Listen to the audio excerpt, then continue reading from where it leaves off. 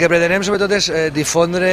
una altra manera d'ensenyar la cultura clàssica i el món clàssic en general. El nostre lema és la traducció de l'U de disc és jugar i aprendre, és a dir, tot el que heu vist o podeu veure en els tallers es pot tocar,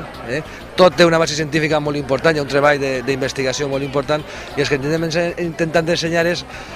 que hi ha una altra manera d'ensenyar el món clàssic, no són en els textos i en una aula tancada, sinó com podeu veure fent diferents tallers i des dels jocs romans que estan treballant les xiques de primària fins al temps, la cosmètica, la indumentària, tot.